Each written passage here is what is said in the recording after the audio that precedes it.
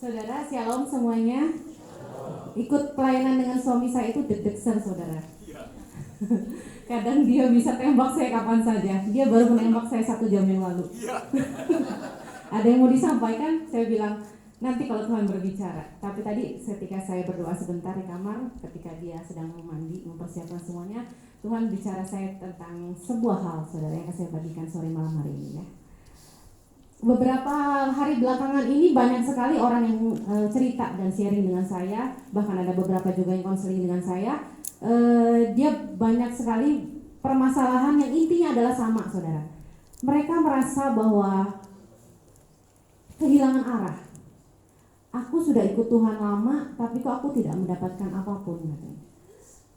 Kehilangan arah itu seperti aku sudah dalam tanda kutip mengutamakan Tuhan di atas segalanya, tapi aku tidak dapatkan apapun. Aku seperti tidak tahu harus berbuat apa lagi, sampai semua sudah aku berikan, semua sudah aku korbankan, Tuhan sudah saya utamakan, tapi aku tidak mendapatkan apa-apa. Saya tanya sama dia, kamu ikut Tuhan buat apa? Ya, saya ikut Tuhan supaya saya terus ada di dalam jalan yang benar. Oke. Saya ikut Tuhan supaya saya diberkati. Oke. Saya ikut Tuhan supaya saya tidak jatuh ke dalam dosa, supaya saya ikut pengangkatan, supaya saya ini, supaya saya ini, supaya saya itu. Oke, saya bilang. Tapi apa tujuan utamanya? Kamu mencari Tuhan tuh buat apa? Saya bilang. Dia bingung. Saya selalu ikut kebaktian memang. Saya sudah pelayanan, saya sudah lakukan semuanya. Tapi seperti hampa hidup ini. Saya nggak tahu harus ngapain lagi. Sepertinya saya hidup setiap hari seperti itu saja dengan rutinitas yang ada. Dan ya itu aja, berkat saya pun juga segitu-segitu. Saya jarang mengalami breakthrough. Mujizat dan kebaikan Tuhan saya alami, tapi tidak boom gitu kata dia. Tapi saya lihat orang-orang yang lain gitu ya, saya melihat banyak hal orang-orang mendapatkan sesuatu yang boom, dan saya juga kepengen seperti itu gitu. Nah, dia pakai dasarnya seperti ini, saudara. Tuhan kan di firman berkata gini, carilah dahulu kerajaan Allah dan kebenarannya, maka semuanya akan ditambahkan kepadamu. Saya sudah cari Tuhan, dia bilang. Saya sudah pelayanan, saya sudah lakukan semuanya, saya sudah mendahulukan Tuhan di atas segala-galanya, tapi saya tidak dapat berkatnya, dia bilang. Sebentar, saya bilang. Carilah dahulu kerajaan Allah, kamu lupa satu hal, dan kebenarannya, saya bilang. Kamu mengutamakan Tuhan, kamu sudah cari Tuhan, kamu sudah menomorsatukan Tuhan, bahkan kamu tinggalkan semuanya, tapi kamu tidak mencari kebenarannya, saya bilang. Baca firman-Nya, di situ ada belakangnya, saudara. Dan kebenarannya itu apa? Kita cari, kita belajar, kita membaca setiap hari firman Tuhan, tapi kita nggak mau belajar, kita tidak cari kebenarannya, kita tidak dekatkan diri kita dengan Tuhan, ya tidak komplit itu ayat kita alami, gitu ya. Kita cuma mengutamakan Tuhan, tapi kita tidak cari kebenarannya, kita tidak belajar, ya tidak komplit. Itu kan sepaket, carilah dahulu kerajaan Allah dan kebenarannya, maka semuanya akan ditambahkan kepada kita.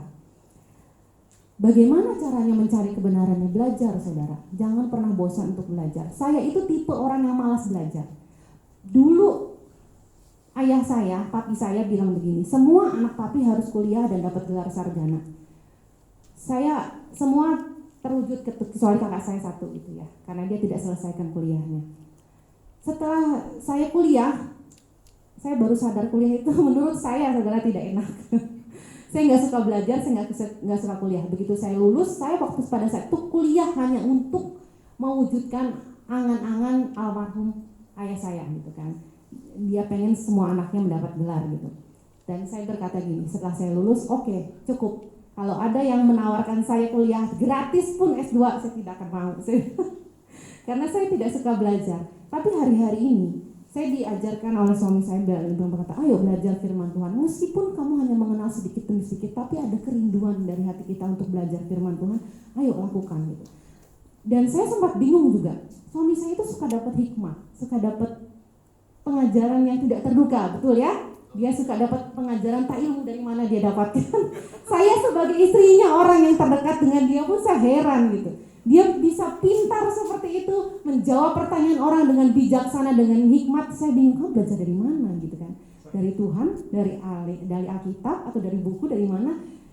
Saya tuh tinggal satu atap dengan dia aja, saya masih heran, saudara. Akhirnya saya lihat hidupnya gitu. Begini, ketika kita merindukan hikmat, Tuhan pasti akan berikan. Itu ada ayatnya, saudara. Kita buka bersama ya, kita belajar dulu. Ada di Yakobus 1 ayat yang kelima. Tetapi apabila di antara kamu ada yang kekurangan hikmat, hendaklah ia memintakannya kepada Allah, yang memberikan kepada semua orang dengan murah hati dan dengan tidak membangkit-bangkit, maka hal itu akan diberikan kepadanya. Yang pertama itu kita harus minta hikmat. Minta aja dulu sama Tuhan. Kita ngerti nggak ngerti belajar firman Tuhan, kita minta hikmat dulu sama Tuhan. Pasti di sini firman-Nya berkata loh saudara, pasti akan diberikan apabila kita memintakannya kepada Tuhan. Jadi dia bilang seperti ini, ya saya minta dulu hikmat sama Tuhan, kemudian saya cari kebenarannya, saya belajar firman. Setelah itu ketika saya tidak mengerti, ya saya akan cari kebenarannya melalui buku-buku. Dia bilang melalui pembelajaran dari online, dia cari semuanya. Bahkan tidak sedikit juga orang-orang yang menafsirkannya berbeda. Misalnya ada yang berkata seperti ini, ada yang berkata seperti ini. Tapi karena kita mempunyai hikmat, kita tahu mana yang benar dan mana yang salah. Karena Tuhan sendiri yang menerangkannya dalam hidup kita. Jadi pertama kali yang kita harus minta sama Tuhan adalah hikmat. Karena hikmat itu akan diberikan sama Tuhan apabila kita memintanya. Ya. Tetapi ada juga orang-orang yang susah saudara untuk punya hikmat. Kenapa susah? Di Amsal ya, dari Amsal awal sampai akhir itu banyak sekali berbicara tentang hikmat saudara. Nih, saya bacakan ya. Di Amsal 9 ayat yang ke-10. Permulaan hikmat adalah takut akan Tuhan dan mengenal Maha Kudus adalah pengertian. Jadi untuk memperoleh hikmat, ya kita harus punya apa saudara? Takut akan Tuhan dulu. Takut akan Tuhan itu saya diajarin sama suami saya. Takut akan Tuhan itu bukan takut tidak diberkati, takut dihukum, takut dihajar, takut kalau saya nggak intim dengan Tuhan saya tidak diberkati. Takut sama Tuhan itu takut dimarahin, takut ditegur, takut apa? Bukan saudara. Takut akan Tuhan yang sesungguhnya adalah kita takut untuk ditinggalkan Tuhan. Itu saudara. Ya. Jadi bukan kita dasarnya takut akan Tuhan, takut tidak diberkati, takut dihukum, takut dimarahi, takut begini hidupnya, begitu hidupnya. Enggak, tapi takut akan Tuhan yang sesungguhnya adalah kita miliki hati takut untuk ditinggalkan Tuhan. Ya. Terus ada lagi di Amsal 14 ayat yang ke-33. Hikmat tinggal di dalam hati orang yang berpengertian, tapi tidak dikenal di dalam hati orang bebal. Kita selidiki hati kita, apakah kita orang bebal? Bebal itu susah saudara untuk ditegur. Bebal itu susah untuk mendapat koreksi. Kita selalu merasa paling benar, itu bebal saudara. Jadi kalau kita udah punya hati bebal, ya susah hikmat. Ini sini dikatakan hikmat tinggal dalam hati orang yang berpengertian, tapi tidak dikenal di dalam hati orang bebal. Jadi kalau kita udah bebal, susah untuk hikmat itu ada dalam hidup kita. Selanjutnya banyak saudara ayat yang berkata tentang hikmat di Amsal.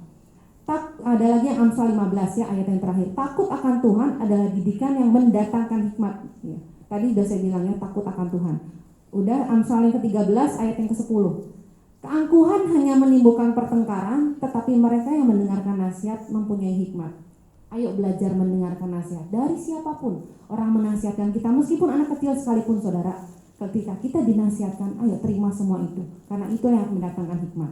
Selanjutnya Amsal yang ke-14 ayat yang ke-6. Si pencemooh mencari hikmat tetapi sia-sia. Sedangkan bagi orang berpengertian pengetahuan mudah diperoleh. Jadi kalau kita mencemooh itu apa? Suka menilai orang, suka untuk ngejek orang, suka untuk ngomongin orang, gosip. Nah, ya susah karena ayat ini berkata apa? Si pencemooh mau mencari hikmat tetapi sia-sia, nggak akan bisa diperoleh. Itu dasar saudara. Jadi mintalah hikmat sama Tuhan dan kita juga harus hidup benar di hadapan Tuhan. Jadi hari-hari ini ya saya ikut jejak beliau saudara, ikut suami saya. Nih, saya mulai saudara bawa buku kemana-mana. Kenapa? Karena kadang Tuhan berbicara sama saya sesuatu hal, ya saya langsung catat. Nanti kalau udah ada waktu saya akan pelajari gitu. Atau mungkin saya sedang baca firman, tiba-tiba saya ketemu satu ayat yang benar-benar sepertinya Tuhan sedang ingin saya belajar tentang itu. Saya catat ayatnya ada di mana. Nanti kalau ada waktu, ya biasa ibu-ibu kan suka sibuk ya ngurusin ini ngurusin itu. Nanti kalau ada waktu baru saya mulai belajar gitu kan. Gak ada alasan saudara, saya gak punya waktu, gak ada alasan. Saya juga punya anak 2, saya urus semuanya sendiri saudara. Tapi tetap Tuhan bilang ayo belajar. Satu hari itu 24 jam, gak mungkin gak ada waktu belajar firman Tuhan ya saudara. Nah, jadi yang saya mau sampaikan malam hari ini, ayo saudara mari punya hikmat, minta dan rindukan itu kepada Tuhan. Maka Tuhan akan memberikan kepada kita. Yang kedua saudara, Tuhan ajarkan saya hari-hari ini juga, saya bilang sama orang-orang yang bicara dengan saya apa? Mengutamakan Tuhan di atas segalanya. Mengutamakan Tuhan itu bukan gini. Kita dihadapkan pada dua pilihan. Kita bingung ya saudara, kadang A atau B. Kita biasa tanya Tuhan, Tuhan mau melakukan apa? Tuhan ingin kita lakukan apa? Itu yang namanya mengutamakan Tuhan. Sekalipun itu bertentangan dengan hati kita, ataupun dipikir kita tidak masuk akal, tapi yang namanya mengutamakan Tuhan, yang melakukan apa yang Tuhan mau, gitu kan. Saya punya sebuah kesaksian, saudara. Jadi gini, beberapa tahun yang lalu, kira-kira 10 lah, mungkin 10 atau 11 tahun yang lalu, saya itu punya seorang adik yang mau menikah. Dia mau menikah, tanggalnya itu bentrok saudara dengan jadwal pelayanan saya ke luar negeri. Saya tanya Tuhan, saya harus melakukan yang mana? Saya harus memilih yang mana? Dan tiba-tiba Tuhan berkata, kamu harus mendahulukan, aku ingin kamu pergi ke luar negeri dan kamu jadi berkat buat negara itu.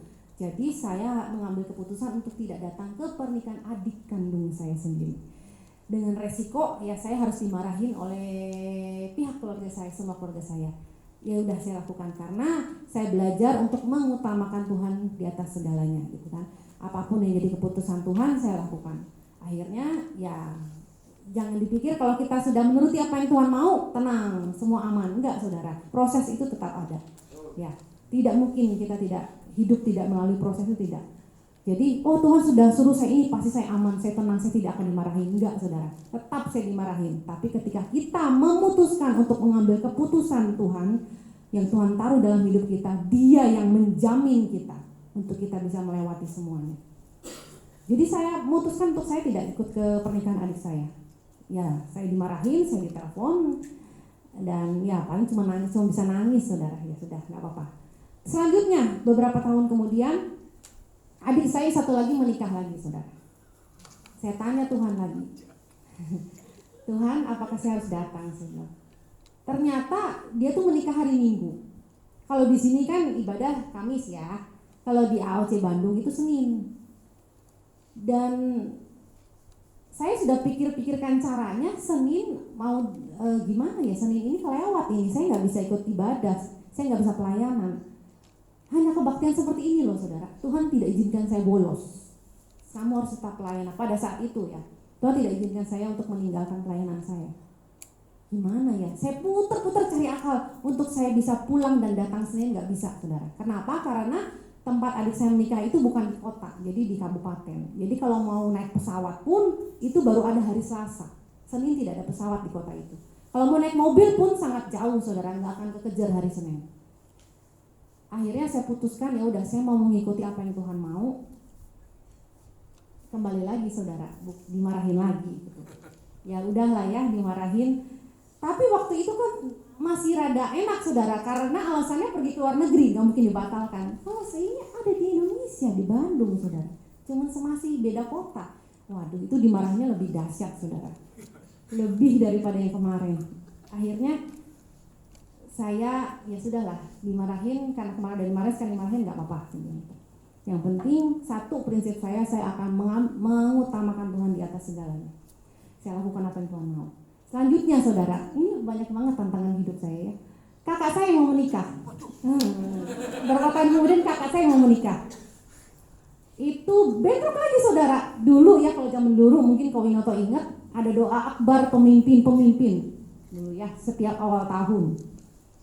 Kakak saya menikahnya Januari, bentrok saudara. Waduh, sama-sama hari Minggu, bentrok tanggalnya. Ini kok kejadian lagi ya, kata saya gitu kan. Saya pada saat itu saya berpikir gini, udah, saya nggak akan tanya Tuhan lagi, saya tahu pasti ini nggak akan boleh lagi, saya bilang gitu. Udah, saya nggak akan tanya Tuhan. Jadi saya ambil putus, paling dimarahin kan, pertama dimarahin, kedua dimarahin, ketiga dimarahin, ya sudah lah ya, tanggung, saya bilang gitu.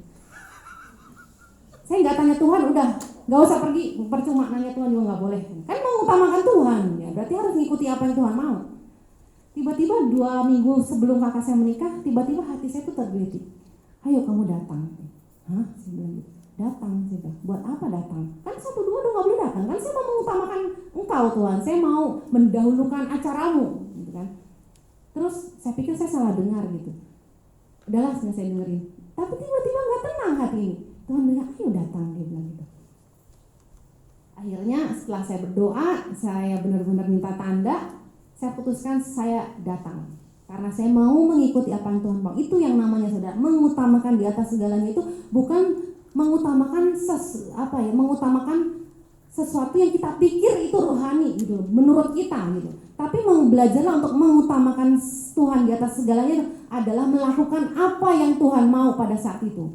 Jadi kalau misalnya Anda dihadapkan pada dua pilihan, aduh, saya bingung, hari ini saya harus pelayanan atau saya harus di rumah ini jaga adik saya sakit atau jaga anak saya sakit. Bertanyalah sama Tuhan, tidak salah saudara. Tuhan, aku hari ini harus jadi berkat di mana? Berkat di keluargaku atau berkat di tempat pelayananku gitu. Atau ketika ada sesuatu yang bentrok antara kerjaan dan pelayanan, bertanyalah sama Tuhan. Tuhan, hari ini harus jadi berkat di mana saya hari ini? Di tempat kerjaanku atau di tempat pelayananku? Tidak salah saudara. Ketika Tuhan memberikan jawaban sesuai dengan apa yang keinginan kita dan kita lakukan itu yang namanya mengutamakan Tuhan di atas segalanya.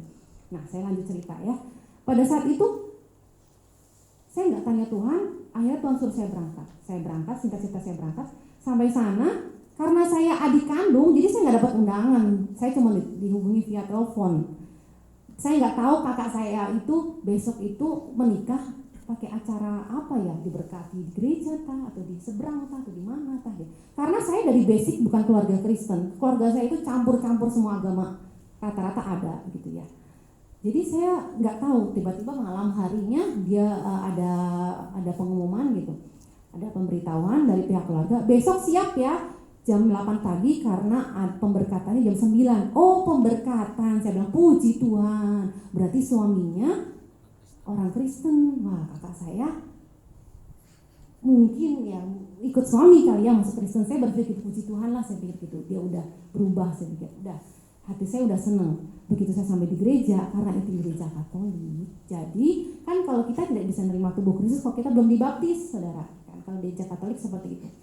Saya datang ke situ pas mau komuni ya, namanya di acara di gereja Katolik kan komuni itu terlibat tubuh Kristus.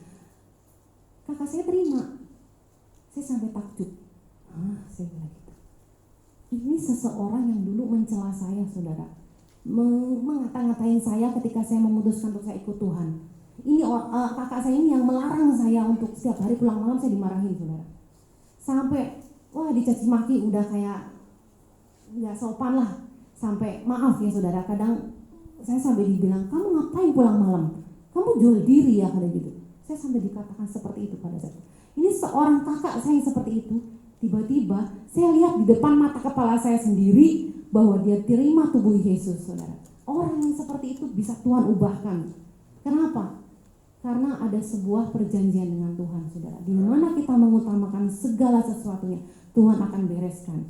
Nah, saya tanya Tuhan, kenapa saya harus datang ya? Terus Tuhan cuma bilang begini, pada saat kakak saya itu menerima tubuh Kristus, di dalam hati saya Tuhan berkata seperti ini, aku ingin engkau datang ke sini karena aku ingin engkau lihat sebuah pekerjaan Tuhan, sebuah kebesaran Tuhan, sebuah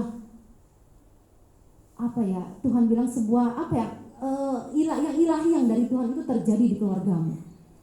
Kau menyaksikan kakakmu sendiri yang dulu mencela engkau karena engkau ikut Tuhan Yesus, sekarang dia jadi anak Tuhan dan dia sudah dibaptis, saudara. Itu saya cuma disuruh datang ke pernikahannya dan saya menyaksikan semua itu. Jadi saya mau sampaikan begini, saudara. Ya, ikut Tuhan, mengutamakan Tuhan. Ayo tanya sama Tuhan, apa yang harus saya lakukan hari demi hari. Sekalipun orang itu mencemooh kita seperti biasa, Tuhan, kita berkata apa, I don't care. Tidak usah peduli orang mau ngomong apa. Yang penting kita utamakan Tuhan. Sekalipun ya, terkadang juga apapun yang saya putuskan, banyak orang yang kadang menghakimi, saudara. Tapi ketika kita melakukan apa yang Tuhan mau, bukan berarti kita lepas dari proses, tapi ada jaminan Tuhan yang membuat kita bisa keluar sebagai pemenang. Ya. Yang terakhir, saudara, hari-hari ini setiap kita punya panggilan masing-masing. Bagaimana sesuai dengan tema bulan ini kita bisa maksimal mencapai stronger dan higher dengan lebih kuat. Saya belajar dari hidupnya Pak Daniel, saudara. Dia itu seorang imam yang sejati. Setiap hari dia selalu membakar dupa. Dia pernah kesaksiannya tiap jam 4 pagi dia bangun, dia bakar dupa. Saya pernah bertanya dalam hati saya, tapi ini jam 4 pagi bakar dupa, nanti jam 5 di AOJ bakar dupa lagi. Kenapa nggak sekalian aja, cuma beda 1 jam gitu kan? Saya pernah tanya itu dalam hati saya. Terus Tuhan jelaskan gini, dia melakukan bagian dia sebagai imam itu dengan maksimal.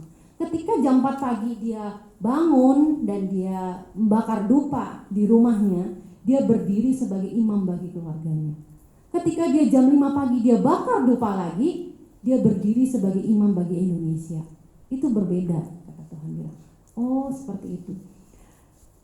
Saya belajar dari hidup beliau gitu ya. Ketika dia melakukan panggilannya dengan maksimal, dia mencapai benar-benar tingkat tertinggi, saudara. Benar-benar mencapai puncak tertinggi ketika dia dipanggil Tuhan gitu. Dia kan dipanggil Tuhan itu tepat hari ke-100 ya, berdoa buat Indonesia. Itu saya buka kartu, itu pertama kali saya yang mendapatkannya, saudara. Pada saat beliau dipanggil Tuhan, saya perjalanan pulang ke rumah dari rumah sakit ya. Di situ Tuhan sudah bilang sama saya seperti ini, ayo coba hitung berapa hari sampai papi ini barusan pulang, hitung berapa hari kita berdoa buat Indonesia. Saya tidak gubris perkataan Tuhan karena saya itu masih menangis di mobil, saya masih sedih, jadi saya nggak lakukan itu. Saya di rumah, saya siap-siap, kan saya mandi, mau pergi ke rumah duka. Tuh saya nunggu suami saya di mobil, dia mau ngambil kamera, tiba-tiba saya di perjalanan saya disentakkan Tuhan lagi gitu. Ayo hitung sekarang, Tuhan bilang gitu. Akhirnya saya hitung, saya cari itu di WhatsApp grup itu mulai berdoa Indonesia pertama kali itu tanggal berapa ya? Saya cari, akhirnya ketemu, saudara. Setelah saya ketemu, saya hitung 1, 2, 3, 4 sampai akhirnya tepat 30 Juni 2020 adalah hari ke-100 beliau pulang. Dan hari 100 dia menyelesaikan bagian dia dengan maksimal. Saya kaget, saudara. Begitu saya 100 saya beritahu suami saya, dia masukkan ke grup leader-leader gitu kan. Dia bilang, papi sudah menyelesaikan semuanya. Tepat hari ini dia pulang, dia berdoa buat Indonesia dan dia berdiri ke hari ke-100. Terus Tuhan bilang sama saya seperti ini, ketika kita bersekolah ya, kan kita ujian. Ketika kita ujian, tidak ada nilai yang lebih tinggi dari angka 100. Betul? 100 itu udah to the top, udah maksimalnya. Dan itulah yang Pak Daniel lakukan, saudara. Dia pulang di hari ke-100, itulah titik maksimalnya dia.